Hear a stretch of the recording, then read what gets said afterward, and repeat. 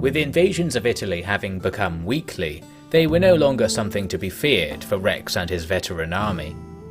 With each victory, peace got a little closer, although the actions of the new top Roman diplomat, Banatia, perhaps weren't helping all that much. Rex had come to have other things on his mind. The southern Venus Juliana, to which he had taken a mutual liking, was to be married to some other noble on behest of her father, Verus. It was time then for a truly decisive battle. The dining hall of Syracuse saw feasting so often that the odour of the last wafted over guests arriving for the next. All the better to build up an appetite for the generous tables of Lucius Verus, especially on the day on which he was to formally announce the union of his daughter and one legatus Pertinax. Rex strode into the hall with a stomach grumbling not for hunger, but for the importance of the task ahead. Despite his huge fame, many nobles still found his presence distasteful, and so he was free to wander the hall without much distraction. In one corner was the man of the eve, Pertinax, leaning against a wall with two sycophantic underlings fueling his imperial ambition, for indeed to marry Juliana was to become the nephew of the emperor. You might think Rex was aiming for this himself, but his goal was still to leave the empire as soon as he could get said emperor to release Regni. He was, more simply, charmed by the black sheep princess and her wily disposition. After all, few women of the age had the power and freedom to become such a character as she, and few slaves on the frontier had similar chances to Rex to reach her side. He could only exchange a glance or three with her, given the circumstances. Instead, he went to sit with Verus himself, bringing with him wine enough for a whole table. It was time to initiate a scheme from the mind of the master vinter, Pullo. Rex kept Verus at this table with toast after toast, and by demonstrating his own recently learned knowledge of Roman history and tradition. As Pullo had predicted, the wine exposed Verus's pride in the idea of Romanness as the weak point in his steely persona, and soon he was smiling and cheering at Rex's every mention of a Roman victory. After some time, Rex mentioned Hadrian's Wall in Britannia, and Verus quickly brought up his own experiences with the site. He began to explain how in his younger days, before the wall had been breached and torn apart, he had led troops on an expedition beyond it, only to see them all killed by a picked ambush, barely escaping with his own life. Several details of the story didn't seem to add up. He mentioned that it happened on a date that was still some several hundred years in the future, and kept describing the other legionaries as my fellow Norsemen. Whatever was to be made of the story, it was real enough for Verus, who became quite emotional recounting it. Rex had to console him and speak of his own tales of loss, guilt and regret. In the end, both had become downtrodden by the discussions, but suddenly, through the haze of the wine, Rex realized that the sky was dark and the hall was quiet. The guests had come and gone, and Verus was barely awake. Juliana remained unspoken for, and furthermore, Verus would awake the next morning with a rather good impression of young Rex, for reasons he could not truly recall. The feast had been a resounding success.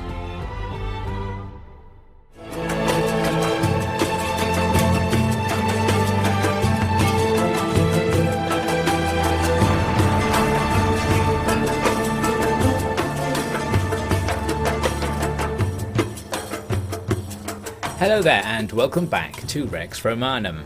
To start with, this time we're going to preemptively stop an invasion. I was heading to Massilia to conduct a little business, and on the way spotted 200 men from Roman Hispania hanging around near the pass into Italia. Surely they planned to invade, so I went after them. We had a really rugged map, and I ended up forming up right in front of the enemy while barely realizing it until I opened the radar thing and saw the enemy are just on the other side of this hill. In fact, they're coming over it right now. So at least we're in somewhat of a formation to face off against them. I'm going to pull back and draw them onto the front of our shield wall. These light Roman cavalry are unlikely to do very much damage, so we'll just let them charge us, and I'll even go in to take some out myself. Then I run right into the enemy's heavy infantry. Luckily I wasn't really punished for that, they let me escape. I guess the jump cleared a few of them there, so we weren't too bogged down. Then I went back to our own cavalry to direct them to go and attack the enemy infantry block. Some enemy cav appeared to be among them there, but we rooted out the traitors, and now we can charge into that melee and hopefully that will do something. Caravan guard aren't especially good as cav, so having loads of them charge into the enemy's heavy infantry block does not guarantee anything.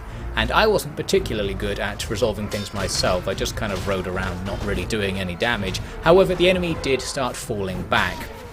We killed many as they moved away, but the reason they're falling back is because they've had reinforcements, so we're not going to pursue. I call everyone back to our initial position on the side of this hill. We want to form up and wait for another infantry fight to start, just going to go on to round 2 effectively.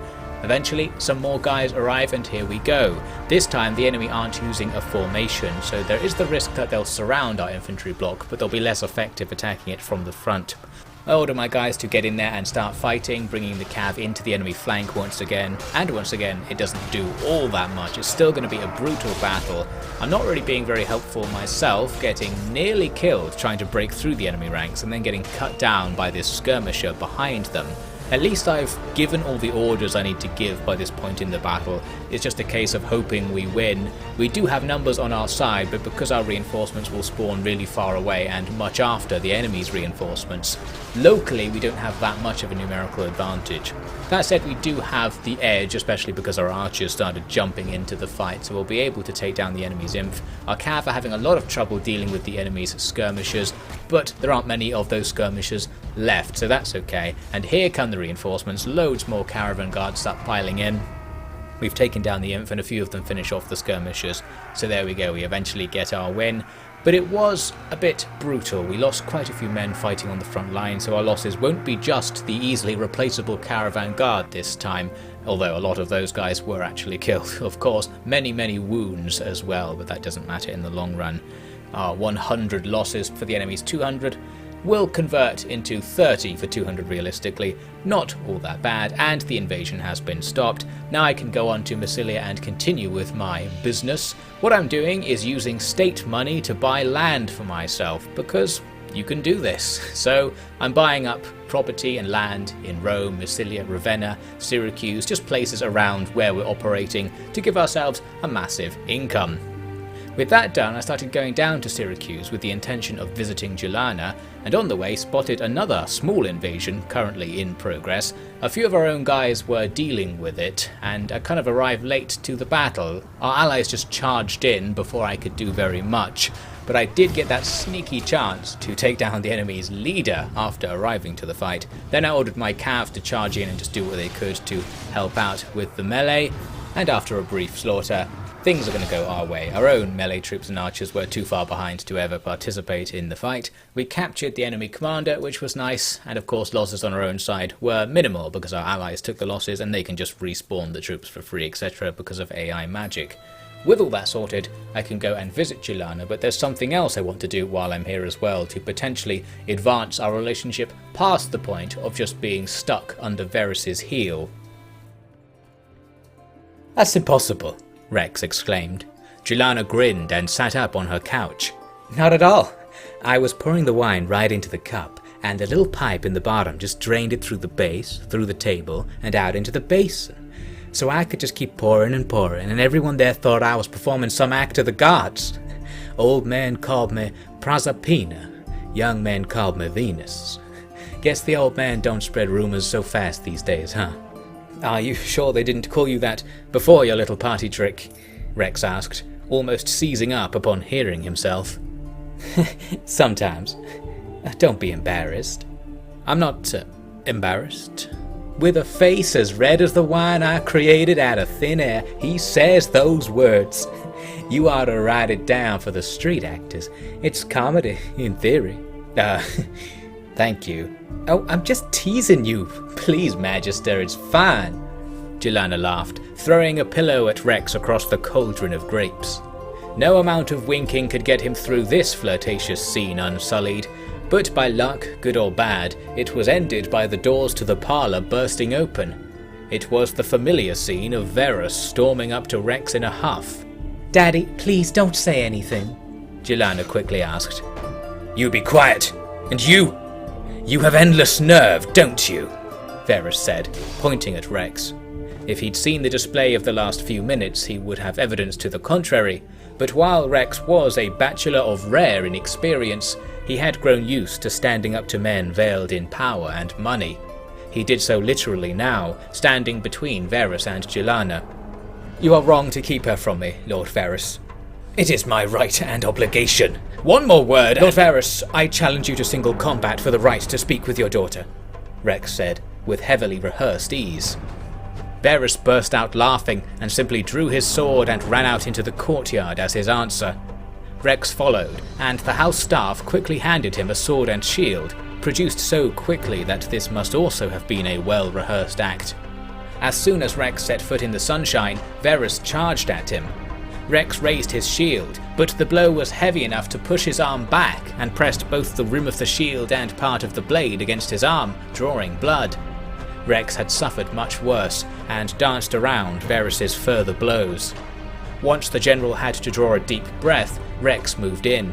Varus rose his arm to strike, but Rex gave him a quick cut to his side, keeping his blade hidden mostly behind his shield.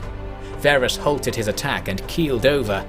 As the servants fussed over him, Varus laughed and cursed the gods, citing Venus as a bad mother of her child. Rex left with his life, and reason to believe that should he return, he would be marginally less unwelcome. To wish anything better from Verus would have been mad anyway.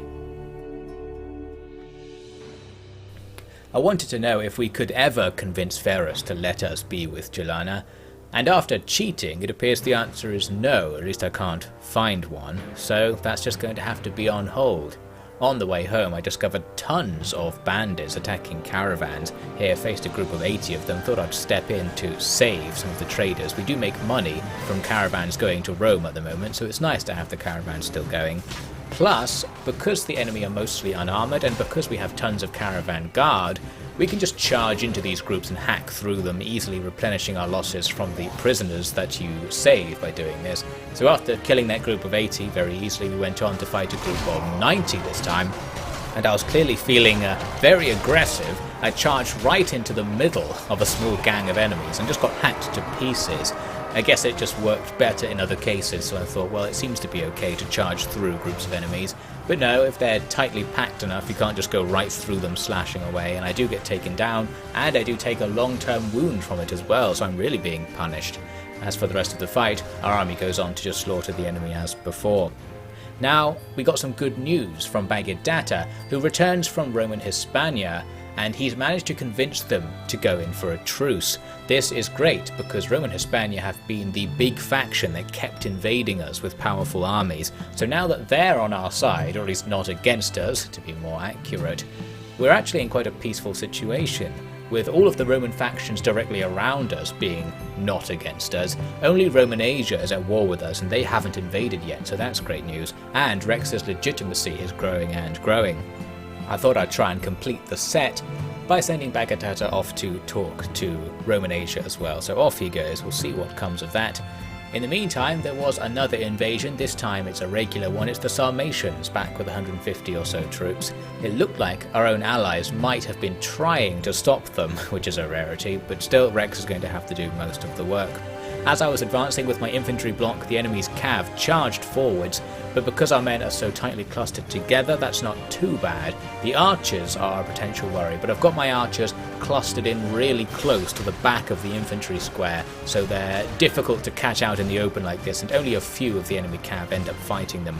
My own cav sweep in to seal the deal as we defeat those cav, but I rapidly need to pull them back since the rest of the enemy army is arriving, and some of them at least did manage to escape. They were very slow on the uptake.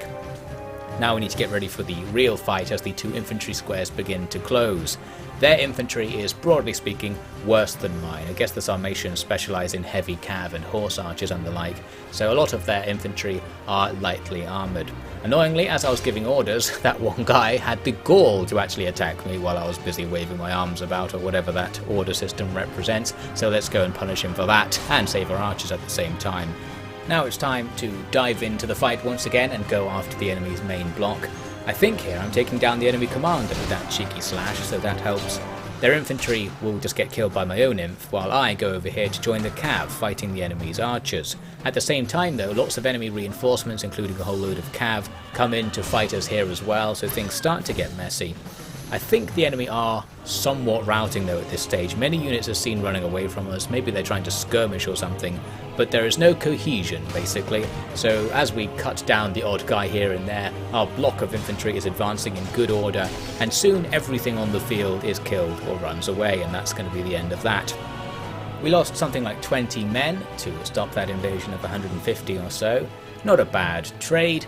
And we did capture the enemy commander, so he won't be coming at us again anytime soon. Rex has stopped so many invasions of Italy at this point that he is truly the saviour of Rome. Not sure if this political capital is going to come to anything though. Now my next move is to make a rather long trip. I want to go up to Banatia in Britannia because those guys owe me loads of money because I own half of the land up there, so we can go and claim a massive fortune and bring it down to invest in Italy. I would also use it as a chance to do some diplomacy with the Caledonians, but for whatever reason you as the faction leader can't actually make deals with other faction leaders personally, which is annoying. We have to get Banatia to do it, and speaking of Banatia, there he was saying that we're going to have to continue our war with Rome and Asia. Perhaps not such a big deal since they haven't attacked us so far, as I said. So now let's continue on and go claim that fortune and see what the old friends of Rex up in Caledonia are up to. As Rex and Banatia rode at the head of the army, marching through the dreary Gallic heartland, they spoke of the situation in Roman Asia. Their consul would only speak to me after 2 days of waiting. Even then I had to pull all the strings available to me, inciting the local reverence for eagle masters to have the leading citizens demand I be given an audience. When it finally came, it lasted but a few lines. They have set themselves against you in earnest. Did you hear or see anything of Maximus's doing? I think so. I saw pasty-skinned praetorians hiding in the courtyards. They had only been in Asia a short time, take my word for it. And whoever they were guarding, it wasn't the consul. Only one man could have such men in his employ outside of Italy. I see. I think I'll send you back to report this to the Emperor, Rex said. Banatia looked crestfallen. Master, I have barely seen a single blow of battle since I returned. While few can match my skill in speech, yet fewer can match my spear. Please allow me to fight at your side once more. With this, Banatia was allowed to accompany Rex on the journey to Caledonia, although once he got there, the Frisian hero would not be impressed with Rex's conduct. Rex encamped his army near the city of Banatia, striking fear in the local people who wanted never to see a Roman banner again. The lords tried to reassure everyone that Rex was a man to be trusted, but they themselves could not be sure of it.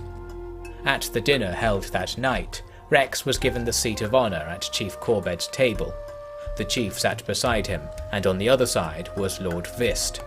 You must have the sweetest lies in all the world, Vist said. You sack Rome 1 week, and work as their most trusted mercenary the next. We all knew that Romans were sick in their head, but this is something else. Regni still won't listen to you then? No, was all Rex offered in reply. Vist was openly offended by the terseness. Is this feast not big enough for you? Being the Roman Emperor's pet has soured your taste for honest company, has it? No, sorry. It's the other way around, Rex said, taking a long swig of bitter ale. Everything has been so mad down there. To be back here reminds me of a lot. This isn't even my home, but it just feels like I left something here. Unwilling to partake in such flowery discussion, Vist leant back in his chair and gave some vocalization of acceptance. You have yet to explain why you are here, Corbett reminded Rex to smoothly change the subject. Yeah. I need to take that money you've been holding on to for me. The money? But it's been spent, Corbett said. Rex looked at him with narrowed eyes. Spent? That was my money. You gave those lands to me, he said. After you said you were staying in Rome, I took that as your retirement, Corbett said. Rex was nowhere near satisfied with the answer. "I need that money for my family," he claimed. "Don't the Romans pay you enough?" Vist asked.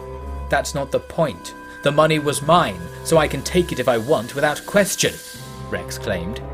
The stir had attracted the attention of a decent portion of the room now. Oliver, on a distant table, began plotting how to extract Agasicles safely. After a few more back-and-forth remarks, much to the same effect as what had already been said, Vist stood and moved over to Corbett. He whispered in the king's ear, and then looked back to Rex. "Our hero here has decided that our world is too good for him," Vist said. "Please, Lord Vist, it's not like that," Rex said. "Then claim no money from our city and leave," Vist fired back. "There's a war in the south, a war greater than anything you've experienced, and I need that money. It's my only way to survive and make it back here with my sister." Corbett nodded and stood also. "Vist is right, Rex is right," he announced. "You'll have your money, young warrior, but as your needs are greater than our experience, please do not return, in life or death." The local lords agreed with mixed enthusiasm, and the feast came to an early conclusion. Rex left Banatia with a fortune in gold and silver coins, the gates slamming shut behind him. We got invaded again. Our border officers clearly aren't doing a very good job. So once more Rex steps in to deal with this invasion. It's a load of light cavalry attacking us at first, and they're mostly attacking our own cav. I haven't given my cav orders to engage, I've just ordered them to stand here because there are only a few enemies. I thought we could kill them without messing up our formation by getting them to charge all over the place trying to bring down these one or two guys, but realistically that just means I have to do it myself. Once that's sorted, the enemy infantry come in, and handily enough, a lot of their infantry are skirmishers. They're throwing javelins at close range, so if we just run at them, we can easily cut them down with both Rex and our cavalry. That wasn't all of their infantry though, that was their skirmishing component I guess, which came ahead of the rest of the army for no particular reason. Got killed, and then we tried to reform to face the main block which was coming in behind it. With some success, our cavalry sometimes got out of the way, sometimes they didn't, and once the enemy came in to face our infantry block, the cav could come back for the final attack, and I thought might as well jump in here myself and start slashing. Handily enough, with the enemy very distracted by the situation, Rex is just free to really wipe out the enemy force pretty much on his own there, so we cut them to pieces, and that's going to bring a swift end to the battle. There's a few skirmishes in the distance that our men need to go cut down. Another invasion stopped then. It's just invasion after invasion at the moment, and because I've been prioritising trying to get peace with the other Roman factions, I'm not sure what our situation is diplomatically with the 5 or 6 other factions we're at war with, but we'll have to start trying to end the wars with them so we can get our empire stable and go out to face the Romans, who are the true long-term threat in the east. Now that I've made it back to Rome, we can use the spoils of our trip to Banatia to buy up all of the remaining land that's for sale. Now Rome will make us more money, and since we're hanging around here, we'll be able to pick it up quite often, so that's very nice. And of course, more money means you can buy more land, and everything spirals upwards. I was going to go to Ravenna and buy some more land there right now, but there's news of another invasion going on. I think I saw these guys earlier, but lost track of them. They're still here. All of my allied armies haven't really stopped them. It looked though, right now, like they were going to try. There are multiple Roman armies converging on the enemy's position. I thought they might follow me into battle, but as we chased the enemy around, they all just gave up and went home, and in the end it was just me chasing the enemy once again, so Rex is left to fight the fight. I guess when Rex steps in, the other Roman officers realise they just don't really need to be there and go away, which is quite mean. So, time for another battle. The enemy cav charged us right away, and our archers took the brunt of it. Luckily they're heavy, so while the archer line got hit right along the front, the enemy didn't go through it or anything, and our archers even just cut the enemy's light cavalry down, so that went quite well, and then our infantry and cav can move in to screen them and receive the next wave of enemies.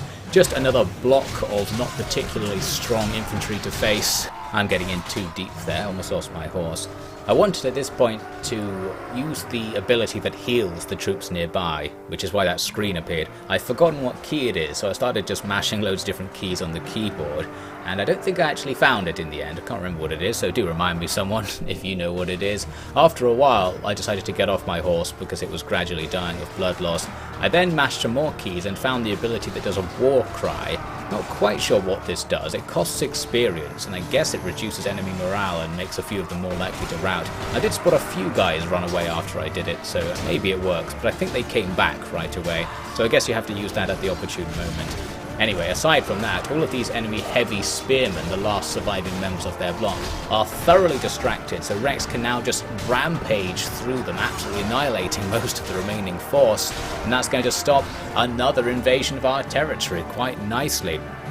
So as I said, we need to now focus on ending Rome's various border wars with all of the tribes. We need everything to be stable so that we can then go and have a showdown with Maximus, so we'll be focusing on that next time. Life as the right-hand man of the Emperor, with command of a huge military machine, was not what Rex had wanted in Italy, and having a taste of it failed to change his mind.